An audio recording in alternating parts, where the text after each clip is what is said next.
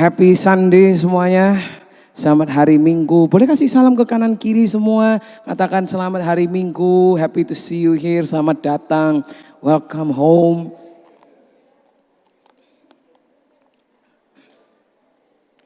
Nah, hari ini saya juga mau menyambut bagi teman-teman yang mengikuti ibadah ini secara online. Karena hari ini banyak sekali yang tidak bisa datang, banyak yang sakit, banyak yang ada yang motornya rusak. Jadi hari ini kita mengucapkan welcome untuk yang mengikuti secara online. Hari ini saya mau melanjutkan firman Tuhan yang kita sudah belajar bersama-sama minggu lalu. Kalau bulan ini kita akan belajar bersama-sama tentang keluarga. Dan minggu lalu kita sudah belajar tentang bagaimana kita membangun boundaries. Kita membangun batasan-batasan. Dan hari ini saya mau memberikan sebuah pesan yang saya beri nama honor in the family. Boleh dibuka? Honor in the family. Atau kehormatan atau hormat di dalam keluarga. Boleh katakan hormat? Sekali lagi yang keras dong. 1, 2, 3. Hormat. Hormat di dalam keluarga. Roma 12 ayat 10 mengatakan hendaklah kamu saling mengasihi sebagai saudara dan saling mendahului dalam apa? Memberi hormat. Kita semua di sini kepingin untuk dihormati. Kita kepingin untuk yang punya namanya hormat. Dan hari ini kita akan belajar bersama-sama sebetulnya hormat itu apa sih? Dan bagaimana kita bisa melakukannya terutama di dalam keluarga kita. Karena di dalam sebuah keluarga kita perlu yang namanya hormat, saling menghormati satu dengan yang lain. Tapi saya mau memulai dulu dengan yang namanya hormat itu bukan hal-hal ini.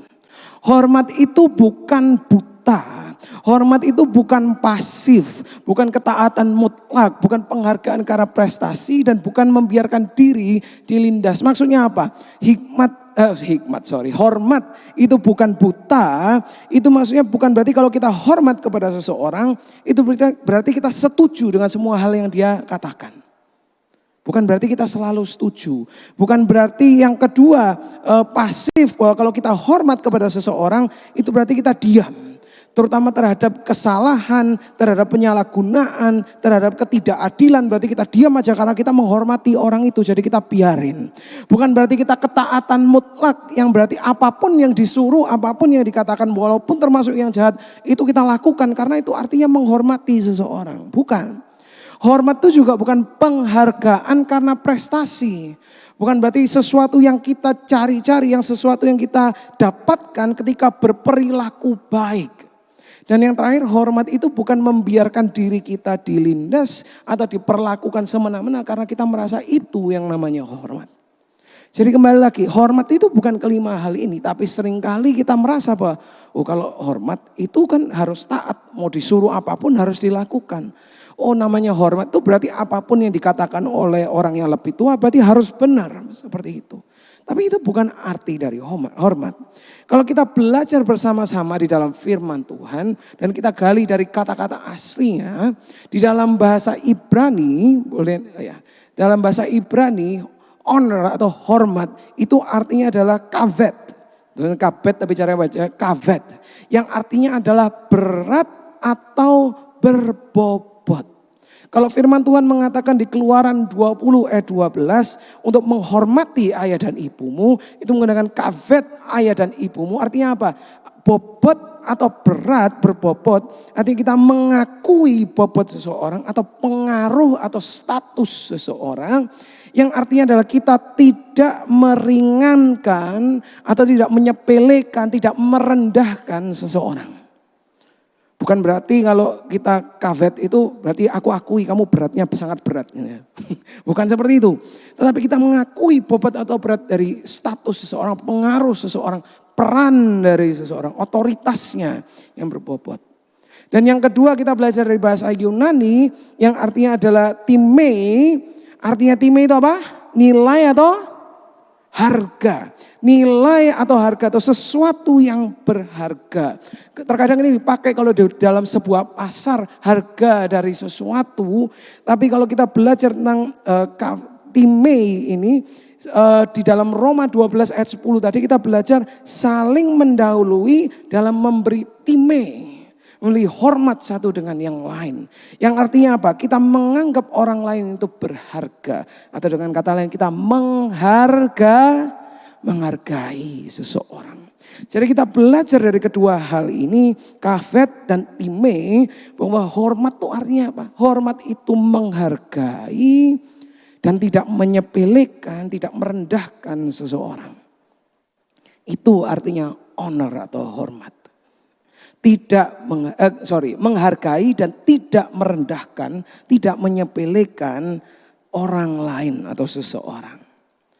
Mau orang itu lebih tua atau orang yang lebih muda, mau orang itu lebih kaya atau lebih miskin dari kita, mau orang itu berbeda secara budaya, secara warna kulit, secara sikap atau karakteristik, mungkin kita merasa dia lebih jelek karakternya daripada kita, tetapi honor atau hormat itu menghargai dan tidak merendahkan orang lain.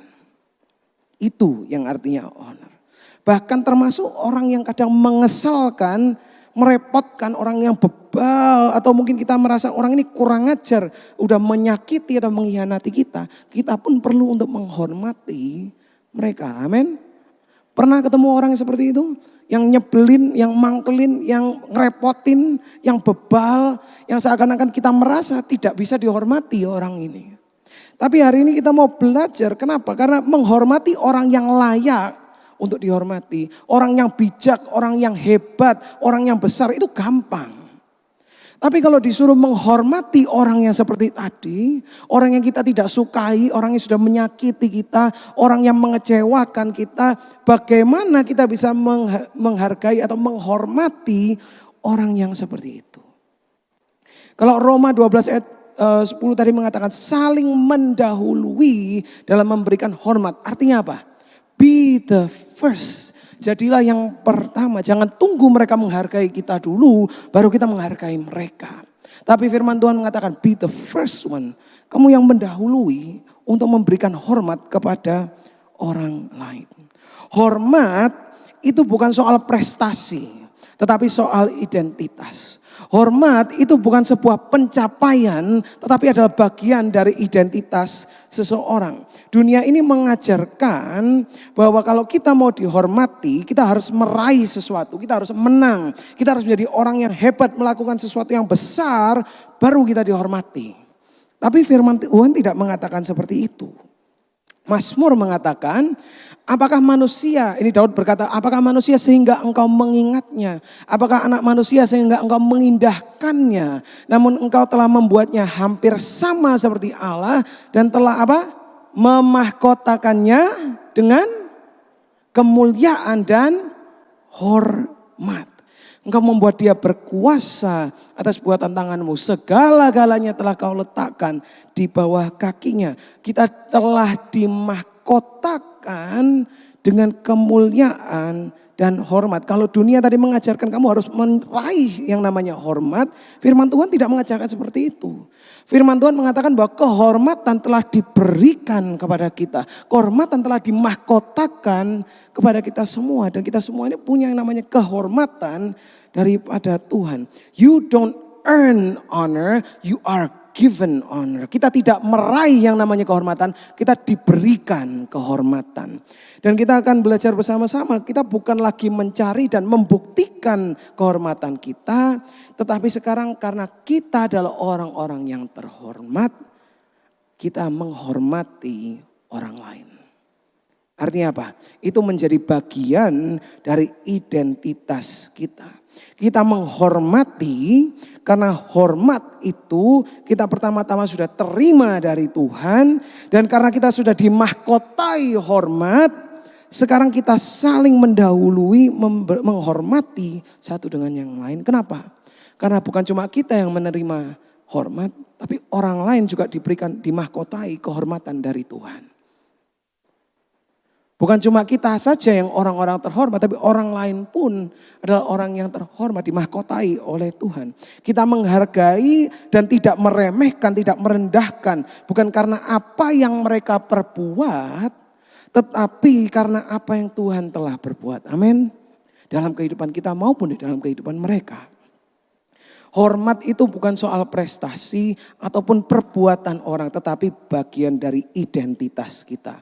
Kalau kita lihat di dalam kerajaan Inggris, karena sekarang masih ada rajanya, masih ada pangerannya.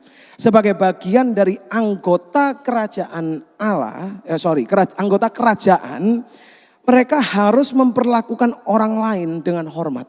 Jadi kalau kalian nonton di TV kelihatan Prince Charles, ada yang Kate Middleton lah, siapa itu. Ketika mereka bertemu dengan orang lain, mereka harus menyapa dengan sopan. Mereka mengajak ngomong, mau orang itu orang yang paling kaya, sampai orang yang paling rendah, mau itu orang di tengah jalanan, atau orang yang pekerja. Apapun itu mereka harus melakukan semuanya dengan hormat. Apapun yang mereka katakan, mereka perkatakan dengan hormat. Kenapa? Bukan karena apa yang dilakukan oleh orang lain, tetapi kehormatan itu bagian dari identitas mereka. Sebagai anggota keluarga kerajaan, kehormatan itu bagian dari identitasnya. Bukan karena apa yang mereka raih. Mereka bukan harus melakukan sesuatu dulu baru mereka menjadi orang yang terhormat. Tetapi karena identitas mereka, mereka adalah orang yang terhormat. Begitu juga dalam kehidupan kita, kalau kita bilang bahwa kita adalah anaknya Allah, kita adalah anak raja, bukankah berarti kita ini juga bagian dari keluarga kerajaan Allah? Kalau bapak kita adalah raja, orang yang terhormat, bukankah kita juga adalah orang-orang yang terhormat? Betul? Maka dari itu apapun yang kita lakukan, karena identitas kita, sekarang kita pun melakukan hal-hal itu dengan hormat. Kenapa sih penting untuk kita melakukan, untuk menghormati satu dengan yang lain? Kalau kita sudah belajar yang pertama tadi bahwa apa? Kita ini adalah lambang mahkota Allah. Boleh katakan sama-sama? 1, 2, 3. Lambang mahkota Allah. Kemanapun kita pergi, kepada siapapun kita berbicara, apapun yang kita lakukan, kita ini mewakili Allah. Kita ini seperti duta besar, kita ini seperti pangeran. Apapun yang kita lakukan itu penuh dengan hormat. Kenapa? Karena kita adalah orang-orang yang terhormat. 1 Petrus ayat 2-9 mengatakan bahwa kita adalah imamat yang rajani. Kemanapun kita pergi, kita membawa nama Kristus. Kemanapun kita pergi, kita melambangkan kerajaan Kristus. Maka dari itu apapun yang kita lakukan perlu dilakukan dengan hormat. Kita perlu untuk menghormati satu dengan yang lain karena kita mencerminkan gambar dan rupa Allah. Ketika orang melihat kita, bukan cuma melihat orangnya saja, tapi melihat Tuhan yang ada di baliknya kita. Betul? Yang kedua, kenapa penting untuk kita menghormati? Karena ketika kita menghormati orang lain, kita tuh melindungi hati kita sendiri. Ketika kita memilih untuk menghormati orang yang mungkin bebal, orang yang tidak mau mengakui kesalahannya, orang yang mencekno, orang yang jahat. Ketika kita tetap memilih untuk menghormati mereka, kita ini sedang melindungi hati kita. Kok bisa? Melindungi dari kepahitan, melindungi dari kesombongan, melindungi dari reaksi yang hanya akan memperburuk keadaan. Pernah ketemu orang-orang seperti itu karena kita saking mangkelnya sampai ngomong sesuatu keceplos, akhirnya keadaannya tambah parah? Pernah? Pasti pernah. Karena kita emosi. Entah itu dengan orang lain, entah itu dengan pasangan kita, entah itu dengan orang-orang dalam keluarga kita, kepada anak atau kepada orang tua. Kita bisa keceplos. Tapi kalau kita memilih untuk menghormati, kita ini melindungi hati kita dan melindungi orang lain juga. Hormat itu memilih untuk tetap mencerminkan karakter Allah dalam setiap keadaan. Dan Roma 12 ayat 21 mengatakan, janganlah kamu kalah terhadap kejahatan, tetapi kalahkanlah kejahatan dengan apa kira-kira? Dengan kebaikan. Kalau ada yang berbuat jahat, jangan balas dengan kejahatan. Kalahkanlah kejahatan dengan kebaikan. Kalahkanlah kejahatan dengan kehormatan. Dan yang terakhir, hormat itu mengundang berkat. Seringkali Tuhan akan mengirimkan orang-orang yang kita rasa berbeda dari kita. Orang yang mungkin kita anggap lebih rendah. Atau kita anggap orang ini aneh. Atau bahkan orang yang kita tidak sukai.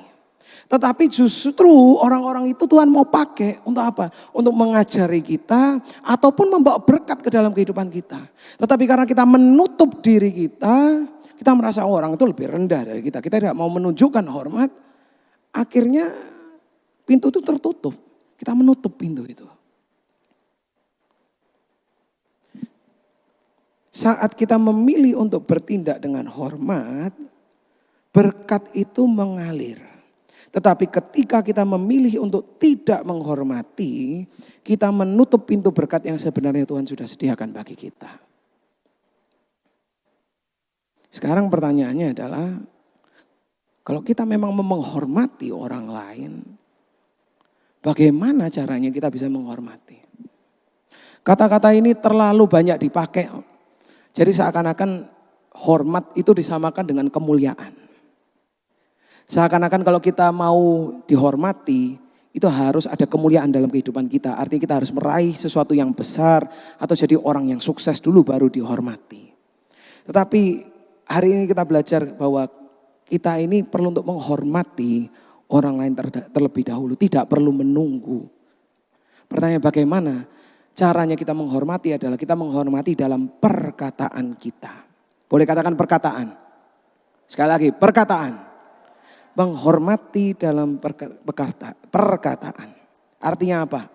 Ketika kita berbicara, kita bukan berbicara dengan sarkasme, bukan berbicara dengan ejekan, bukan dengan nada yang meremehkan, tetapi kita berkata dengan jujur, dengan kasih, dan dengan kata-kata yang membangun. Dan satu lagi, menahan diri dari kata-kata yang melukai. Kadang itu kita kalau sudah dengar orang yang mencekno, kita ini sudah siap-siap, aduh ini aku kasih kata-kata ini enak ini kayaknya ya. Biar orang ini tidak terlalu sombong, dijatuhkan sedikit ini ya. Aku menjadi tangannya Tuhan ini, biar yang meninggikan diri dijatuhkan, jadi aku akan menjatuhkan orang ini. Pernah merasa seperti itu? Atau enggak sadar mungkin melakukannya seperti itu. Tetapi ketika kita ini mau menghormati orang lain, karena kita adalah orang-orang terhormat, kita menggunakan kata-kata yang jujur dengan kasih dan kata-kata yang membangun, bukan melukai. Mau itu dalam menegur, mau itu dalam memuji atau apapun itu. Dan yang kedua, kita menghormati orang lain dalam sikap tubuh. Katakan sikap tubuh. Sikap tubuh itu maksudnya apa? Kalau kita menghargai atau menghormati orang, itu berarti kita bukan, kalau bahasa Indonesianya apa ya? Bukan memutar mata, bahasa Inggris itu rolling eyes. Kalau pernah lihat emoji itu yang matanya ngelihat ke atas ya, tahu ya. Itu artinya apa? Kayak meremehkan, aduh orang ini ngomong ini lagi, aduh orang ini kayak gini. Kita punya ekspresi atau sikap tubuh yang tidak baik, meninggalkan tengah-tengah diajak bicara, aduh males ngomong sama orang, ditinggalin aja. Atau kita bahkan mungkin pura-pura gak dengar, diajak ngomong kita pura-pura gak dengar. Atau mungkin kita pakai earphone supaya gak diajak ngomong sama orang itu. Sikap tubuh kita yang tidak menunjukkan hormat. Tetapi kalau kita mau menghormati, itu berarti apa? Kita berusaha untuk mendengar, kita berusaha untuk mengerti apa yang orang lain itu mau katakan. Apa yang orang lain itu mungkin memberikan teguran atau memberikan masukan, kita terima dengan apa? Dengan tangan terbuka. Oh ya, coba kita dengerin. Kita melihat dari cara pandangnya dia. Yang ketiga, kita menghormati dalam batasan. Artinya kita bukan memaksa atau menekan orang lain untuk setuju atau nurut sama kita. Oh, kamu harus nurut sama aku, kalau enggak berarti kamu tuh enggak benar orangnya. Bukan. Orang yang menghormati, ketika kita menghormati dan ada ketidakpersetujuan, kita menghormati dengan apa? Oh ya mungkin dia punya pandangan yang berbeda. Kita tidak memaksa atau menekan orang lain. Kita tetap berpendirian dalam kebenaran dan menyampaikan dengan tegas tapi juga penuh dengan kasih. Dan yang terakhir, kita menghormati dalam doa. Ada yang tahu maksudnya dalam doa itu apa? Di sini ada yang pernah berdoa kepada Tuhan ketika ketemu dengan orang seperti itu, Tuhan hukumlah orang itu Tuhan. Tunjukkanlah kuasamu supaya orang itu kapok, supaya orang itu kembali kepada Engkau. Tunjukkan Tuhan, tanganmu turun padanya. Pernah merasa seperti itu? Kayak kepingin untuk, kayak Tuhan biarlah orang ini dihukum, biar ngerti kalau orang itu salah. Seperti itu. Tetapi ketika kita menghormati seseorang, Itu kita bukan cuma berdoa untuk Tuhan supaya bekerja dalam kehidupannya dia. Tetapi kita berdoa Tuhan supaya menuntun mereka dan supaya kita pun juga bisa melihat kehormatan yang sama yang Tuhan sudah berikan dalam kehidupan kita dan dalam kehidupan mereka. Amin. Itu caranya kita menghormati. Simple enggak? Simple. Tapi caranya, walaupun caranya gampang, yang susah itu hatinya nanti ketika ketemu orangnya. Tetapi kalau kita belajar bersama-sama, kita menghargai dan tidak merendahkan orang, apa yang mereka katakan, apa yang mereka lakukan. Kalau dalam sebuah keluarga itu seperti apa? Kalau sebagai seorang anak, ada orang tua kasih masukan. Mungkin kita dulu berpikir, aduh papa mama ini nggak ngerti, udahlah mama ini udah ketinggalan zaman, papa ini nggak ngerti apa-apa, nggak ngerti situasiku. Ketika kita menghormati orang tua kita, itu artinya apa? Kita mendengarkan orang tua kita. Kita berusaha untuk mengerti dari sudut pandang mereka. Walaupun mungkin kita tidak setuju, tapi kita dengerin dulu. Bukan langsung ditolak, wah gak ngerti, papa mama gak ngerti. Gitu. Bukan langsung menolak. Sebagai seorang sebagai orang tua, menghormati anak itu bukan membentak anak. Diam aja kamu, oh kamu ini gak ngerti, kamu ini gak bisa apa-apa. Oh kamu ini salah terus, kamu ini masih kecil. Tetapi sebagai orang tua yang menghormati anaknya, itu kita menegur dengan kasih. Menegur dengan lembut, menghargai opini mereka. Mungkin ketika mereka salah, menurutmu kenapa tadi?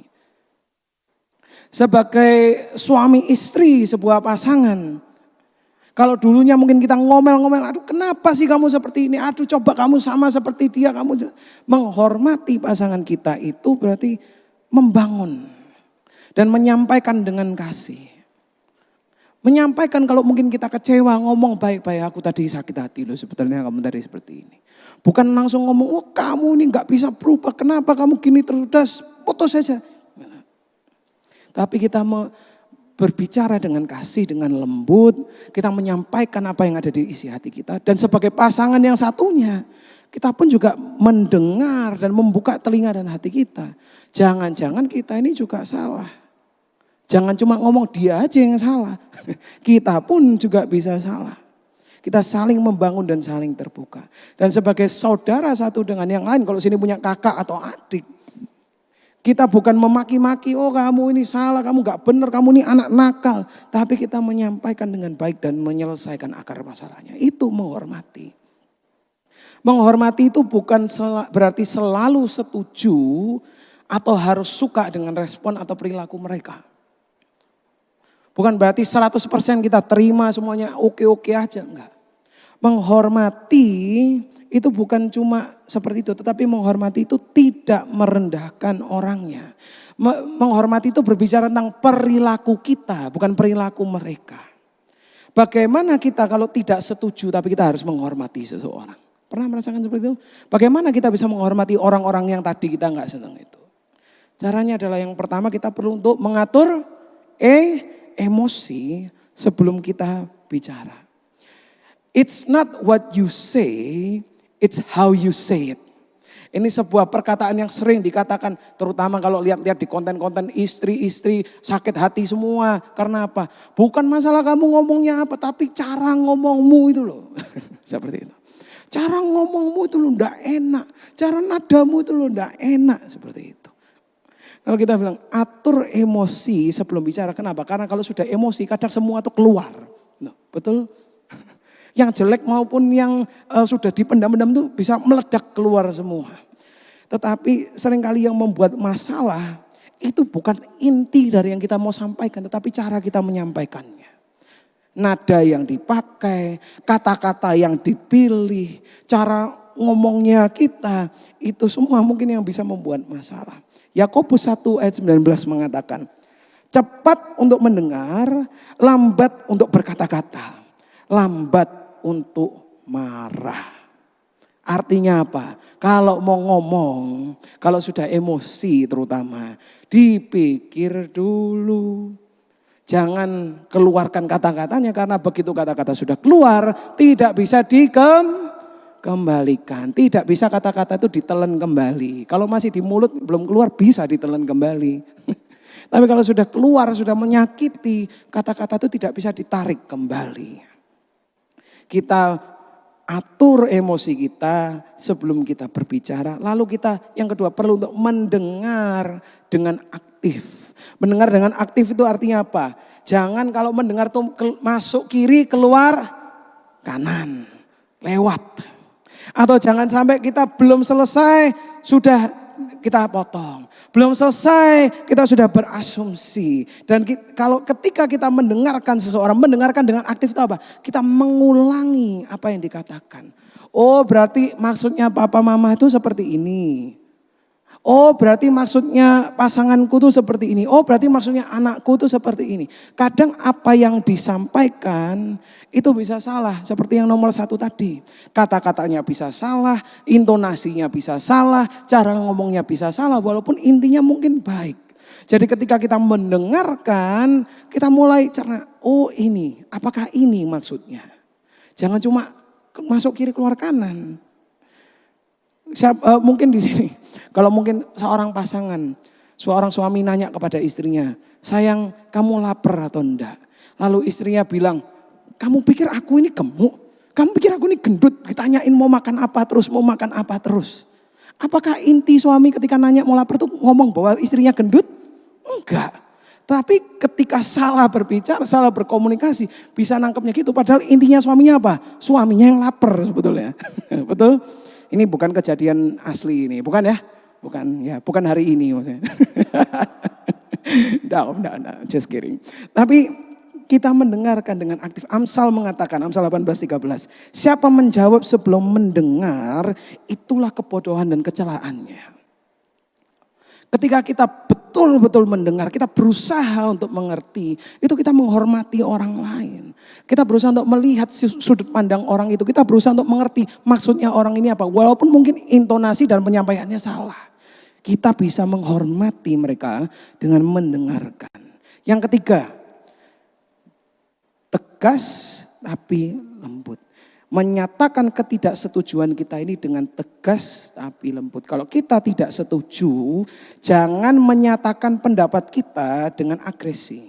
Jangan marah-marah ngomong sama kepada pasangan kita, anak kita atau orang tua kita.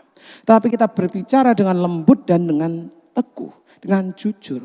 Kadang orang itu menentang kita bukan karena tidak setuju, tapi karena kita marah-marah. Pernah melihat orang seperti itu? Sebetulnya aku setuju aja, tapi karena kamu marah-marah, aku ikut marah-marah. Gitu. Kita menyampaikan penuh dengan kelembutan, tapi penuh dengan ketegasan. Efesus 4 ayat 15 versi BIS mengatakan, sebaliknya kita harus menyatakan hal-hal yang benar dengan hati penuh kasih. Dan yang terakhir, yang nomor 4, tetapkan batasan yang sehat. Kalau minggu lalu kita udah belajar tentang boundaries, tentang batasan. Kita perlu untuk membuat batasan yang menjaga hubungan kita yang sehat. Kalau sering ribut berbicara tentang politik, ya dibuat batasannya. Kalau pertemuan keluarga nggak usah ngomong politik. Kalau kita ini sudah berkeluarga, lalu orang tua kita atau mertua kita ikut-ikut campur, semua diatur, cucunya diatur-atur. Kita buat batasan yang sehat supaya apa? Supaya tidak ada keributan. Maka dari situ kita bisa menghormati satu dengan yang lain. Keempat hal ini adalah bagaimana kita bisa menghormati orang yang mungkin tidak seberpendapat dengan kita atau mungkin kita tidak sukai. Tapi menghormati bukan berarti tidak boleh setuju. Tapi bagaimana kita memperlakukan mereka. Bukan masalah setuju atau tidak. Tapi bagaimana kita memperlakukan mereka dengan hormat. Kita bisa tidak setuju tapi tetap menghormati. Dan kita bisa setuju tapi tidak menghormati. Betul? Dan saya mau tutup dengan hari ini. Yang ini. Hari ini kalau kita belajar bersama-sama tentang hormat. Bahwa bagaimana hormat itu bukan soal prestasi tapi identitas. Kita belajar bahwa hormat itu bukan karena orang lain yang selalu layak. Tetapi karena kita yang sudah dimahkotai dengan hormat oleh Allah. Maka hari ini saya mau mengajak kita untuk mempraktekkan dalam kehidupan kita. Saya pun harus banyak belajar dari firman ini. Ketika saya menyiapkan firman ini, saya betul-betul ditegur oleh firman Tuhan. Tapi ketika anak kita berbicara, maukah kita mendengar dengan terbuka, dengan menghormati? Ketika orang tua kita memberikan nasihat, apakah kita akan menolak dengan sinis atau kita menerima dengan kerendahan hati? Ketika pasangan kita berbeda pendapat atau ngeselin, apakah kita menyerang atau apakah kita memberikan kata-kata penuh kasih? Minggu ini mulailah kita memilih paling enggak satu orang. Untuk dimana kita bisa menghormati mereka. Dengan apa yang kita katakan, dengan apa yang kita lakukan. Boleh saya minta tim praise and worship untuk naik ke atas. Hormat bukan sekedar perilaku, tetapi cerminan Kristus di dalam kita. Tidak menunggu dihormati oleh orang lain itu dulu. Tetapi karena kita sudah diberikan kehormatan oleh Tuhan. Hari ini saya mau mengundang kita semua untuk bangkit berdiri. Dan kalau sebentar kita akan mengambil juga perjamuan kudus. Boleh minta tolong Asyir untuk membagikan. Kita menghormati satu dengan yang lain. Karena kita yang terlebih dahulu telah dimahkotai oleh kehormatan. Biarlah hidup kita menunjukkan kemuliaan dan kehormatan Tuhan. Bagi orang-orang di sekitar kita, terutama orang-orang di dalam keluarga kita. Saya tahu kadang susah untuk bisa menghormati orang tua atau anak atau saudara atau pasangan. Karena perbedaan pendapat. Karena kita merasa orang ini kok malas-malesan. Karena kita merasa mereka tidak mengerti ya situasiku. Tapi hari ini biarlah kita masuk ke dalam kehidupan kita. Kembali keluar dari gereja ini. Dengan perspektif dari firman Tuhan. Bahwa kita tidak perlu dihormati dahulu. Kita justru perlu untuk menghormati terlebih dahulu. Berdahuluan, berbalap-balapan untuk menghormati. Karena Dia yang telah menghormati kita.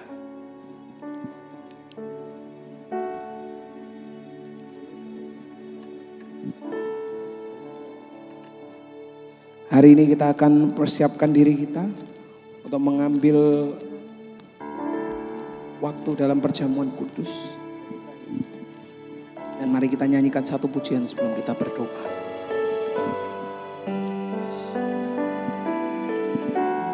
Penuhi hatiku dengan hadirmu. Ku ingin mendengar suara-Mu, oh Tuhan, di dalam kekudusan-Mu. Bawaku dekat Dalam hatimu, dalam hati. terima kasih Tuhan. Ku rindu mendengar suara-Mu, oh Tuhan, di tempat kudus-Mu sekarang. Katakan ku rasakan kasih-Mu, dan indahnya kekudusan-Mu, penuhi dengan kasih-Mu. Jadi yang dihadirat-Mu, kami mengangkat tangan kami Tuhan.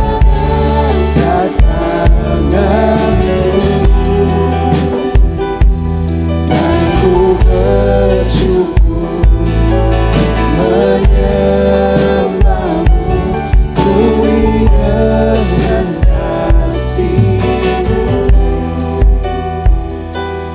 diam di hadirat-Mu. Mari kita tutup mata kita bersama-sama dan berdoa. Kalau hari ini engkau meresponi firman yang disampaikan hari ini. Mungkin engkau tidak bisa menghormati seseorang, entah itu orang tua kalian, entah itu anak kalian, entah itu saudara, mertua, ataupun siapapun dalam keluarga Anda. Hari ini Tuhan memanggil engkau untuk hidup di dalam kehormatan. bukan karena apa yang mereka lakukan, bukan karena keberhasilan mereka, bukan karena apa yang mereka raih, tetapi karena kita yang telah dimahkotai dengan kehormatan. Kalau kita mau meresponi firman hari ini, saya mau mengundang kita untuk menaruh tangan kita di hati kita. Tuhan, hari ini kami mengucap syukur bahwa Engkau telah memahkotai kami dengan kehormatan. Kalau mungkin seringkali kami gagal untuk menghormati satu dengan yang lain Tuhan. Hari ini kami mengundang Roh Kudus untuk datang di dalam hati kami dan mengingatkan kami. Untuk saling mendahului untuk memberi hormat. Untuk menghormati orang tua kami. Menghormati anak kami. Menghormati saudara kami. Menghormati pasangan kami Tuhan. Berikanlah kepada kami hikmat ketika kami tidak setuju atau kami tidak bisa terima. Berikan kami hikmat untuk bisa menyampaikan apa yang kamu katakan dengan kasih. Dan bantu kami untuk mengalahkan kejahatan dengan kebaikan. Tuntun kami Tuhan, agar dalam kehidupan kami bisa menunjukkan kehidupan kami sebagai imamat yang rajani. Ketika orang melihat kami, orang bisa melihat kehormatan dan kemuliaan yang ada dalam kehidupan kami yang telah Engkau tempatkan. Tuhan, kalau sebentar kami akan mengambil bagian dalam perjamuan kudus. Kami hari ini mau mengingat akan kebaikan-Mu dan pengorbanan-Mu di atas kayu salib. Boleh kita siapkan bersama-sama perjamuan kudus. Mari kita angkat roti di tangan kanan kita bersama-sama. Yes. Firman Tuhan mengatakan pada malam waktu Ia diserahkan, Ia mengambil roti dan sesudah itu Ia mengucap syukur atasnya. Ia memecah-mecahkannya dan berkata, inilah tubuhku yang diserahkan bagi kamu. Perbuatlah ini menjadi peringatan akan aku. Tuhan, kami mengucap syukur atas tubuh-Mu yang telah tercabik-cabik. Tubuh-Mu yang dipaku di atas kayu salib bagi kami. Yang telah menebus kami. Terima kasih Tuhan. Hari ini kami mengingat akan pengorbanan-Mu. Di dalam nama Tuhan Yesus. Mari kita makan bersama-sama.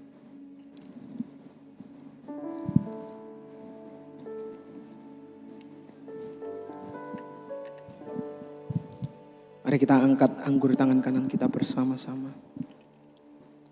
Dan firman Tuhan mengatakan dan sesudah itu Ia mengucap syukur atasnya.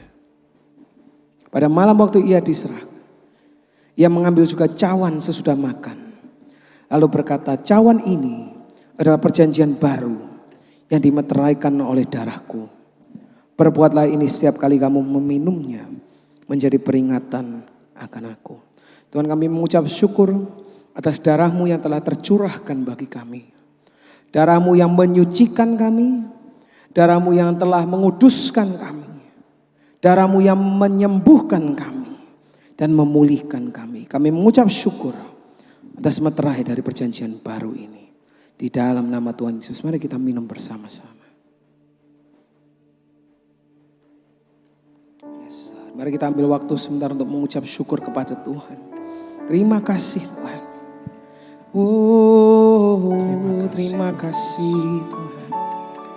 Kami mengucap syukur atas perbuatan-Mu, atas kebaikan-Mu Tuhan. Terima kasih Tuhan. Yes. Terima kasih. Bapak, kami mengucap syukur sekali lagi atas segala yang Engkau perbuat dalam kehidupan kami. Kalau Engkau telah membuat kami menjadi orang-orang yang terhormat. Dan kalau sebentar kami akan memberikan persembahan kami Tuhan. Kami rindu untuk memberikan penuh dengan pengucapan syukur. Karena Engkau yang terutama telah menjadi Bapa yang baik dalam kehidupan kami. Kami percaya ketika kami memberi, kami hanya mengembalikan dari apa yang telah Engkau percayakan dalam kehidupan kami. Terima kasih Bapa, Engkau yang memberkati tangan-tangan yang akan memberi. Di dalam nama Tuhan Yesus yang siap untuk memberikan persembahan, katakan bersama-sama. Amin.